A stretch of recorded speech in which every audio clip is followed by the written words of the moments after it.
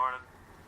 Yeah, calling to give a shout out to Paul Lane for his for standing up in the house yesterday. It's not very often I get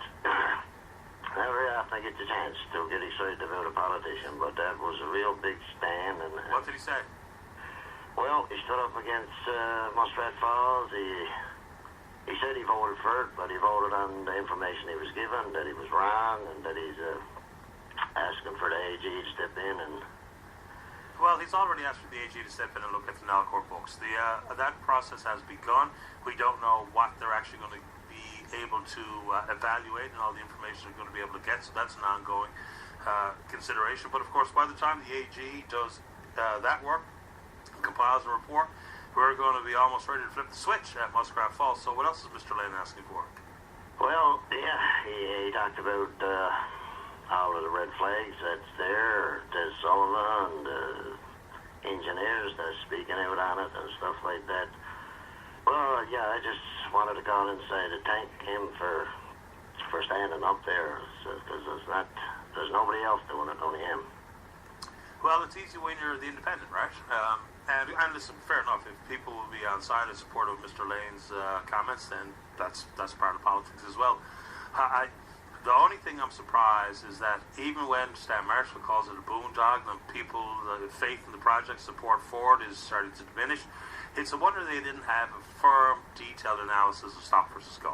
A lot of people say we've gone too far, but it would have been nice to actually get something to latch on to understand where we are. And Dennis, I know you're one of the vehemently anti-Muskrat Falls people out there. Your voice is always welcome on this show. You want to say anything else this morning? Yeah, I keep hearing that we're too far in, it's too late and stuff like that, but we got to have those reports out. We need independent reports on the North Spur, because most of the people I talk to are pretty sure that this is never going to work, that the Spur is going to give way, and I don't know about that. That's the one where, look, I'm not an engineer in that regard, and I can only go by what I read. And I went down and heard Stig Vernander's presentation, and I've spoken to Mr. Gordon and all of these people.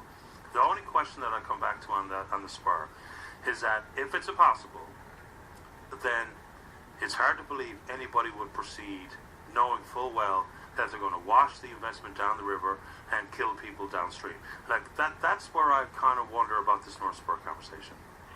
Yeah, I know it's really, really hard to believe that anyone would do that, but, people are going to be balling out, telling me to put on my tin hat again, but... No, I mean, it's a concern. And if it wasn't, we'd already have a contract settled on the stabilization of the Spur. But my understanding is it's one of the last contracts that is yet to be determined, whether it be cost and approach. So there's still something to it. Now, what it is and how serious it is, I, honest to God, don't know. But I do know they haven't got a contract done yet. No, so there you go. And why did you wait so long? Like, the more I look at, the more I study this, I really do believe that they just came here to steal our money, and it got nothing to do with if it ever produces a thing down there. It's, that's a sad statement, but... Well, Dennis, the conversation's not over. Now, whether or not it's just hopeful that people or the government will do anything about the project, at this point, every comment we've heard, Dwight Ball, Stan Marshall, and everyone else in authority in this says full steam ahead.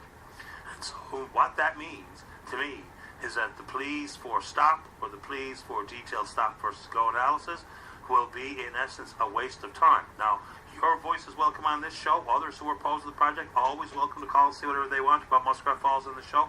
But what we've heard from the people in a position of decision-making authority, they say, that's it, we're gone, and we're going.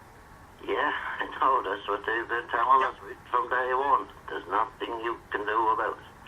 And that's another sad statement. I mean, we're going to be looking at $20 billion probably here, and it might never produce a thing. And we can't get no information from... This is supposed to be our company. What other information are you looking for? Expose the works. Make Nalcor naked, I've been saying.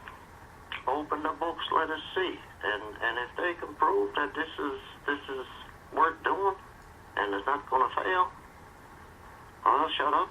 Yeah, but I mean, like for instance, if they showed me the North Spur plan today, I wouldn't know if it's 50s.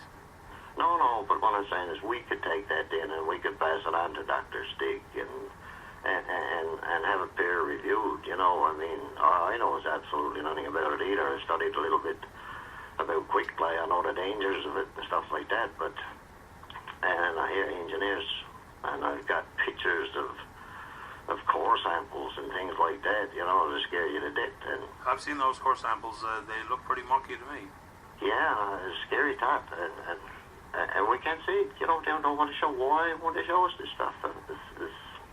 We've asked about the North Spur contract for years. Yeah. And Jim Gordon's been on this program a couple of times.